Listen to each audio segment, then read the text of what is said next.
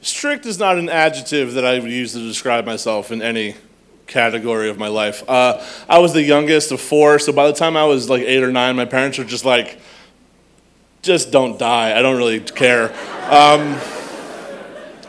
And when I became a father, I was 20, and I was very young. I have 2 daughters. They're 12. They're twins. And when I was just very laid back. I was very like, they'll be fine. That was my entire attitude towards parenting, and it still is. I'm an atheist. I've been an atheist since I was 12. It's a decision I came to. That's not necessary. It's a decision I came to when I was 12. It's a decision I came to by myself and whatever. My daughters are 12, and they are Christian. And they are Christian for 2 reasons. Number 1, I don't believe in pushing my beliefs on my daughters. I don't like that. Number 2, when they were about 2 or 3, their grandparents, who were evangelicals, offered to take them every Saturday night so they could take them to church. And I was 22. I'm like, fuck yeah, do that. That's awesome.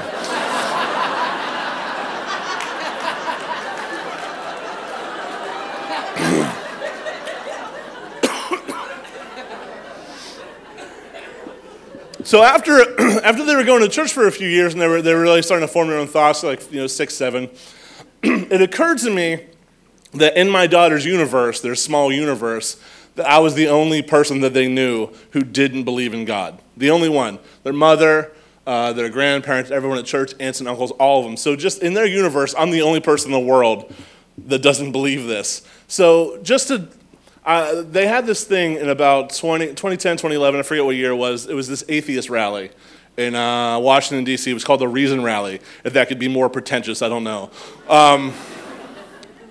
But I wanted to take my daughters, not to convert them, just to show them that I was not alone in this belief. And that was it. Because I just don't want them to think that their dad was some like weird conspiracy theorist. Like, my dad doesn't believe in God, and he doesn't think the moon landing was real, and he thinks Bush did 9/11. Like, I do believe in 2 of those 3 things, though.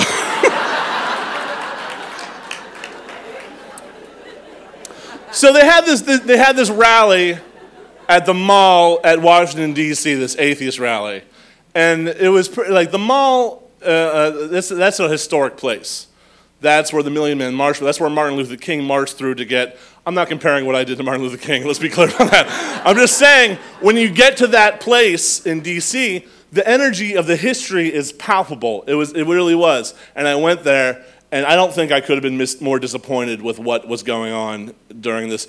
I read about this atheist rally before I went, and there was 2 things that I liked. Number 1, Bad Religion was headlining, favorite band. Number 2, for the people who don't know, that's a punk rock band. Number 2, it said that this rally was going to be a day of positivity. It was not going to be a bunch of Christian bashing, which I was like, good, because that's not what I'm interested in. And I went there, and it was just a bunch of Christian bashing. It was bullshit. And it was a legitimate event.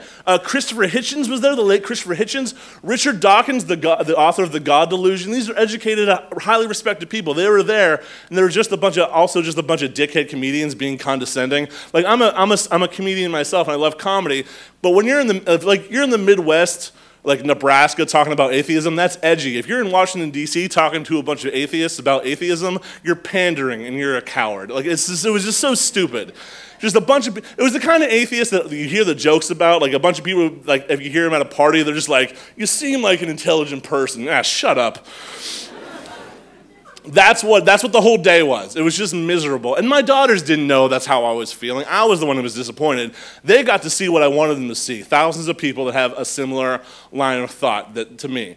We left the rally. We left this field of mud and depression. And we went to, it was a fine day. It was a fine day. We went to a museum. It was good. We got some grub. They got to ride in a taxi cab for the first time. They saw Bad Religion. They didn't care. I loved it. And we drove back to Pittsburgh. They totally got out of it what I wanted them to get out of it, but it taught me a lesson that a strict belief, like in atheism or whatever it is you believe, that's all that it is your belief. It's my belief, and it makes us feel better when we go to bed at night. And if it's real for me, and if it's real for you, you don't have to prove it to anybody else. That's all that I learned that day, which I kind of already knew, but it really just cemented it because I didn't really want to be associated with that group of people anymore. So no, I'm not a strict father in any regard, but I know this, that when I go to sleep tonight, and they wake up 15 years from now, and my daughters are fully grown, they will be the people that they wanted to be and not the people that someone else made them become. Have a good night.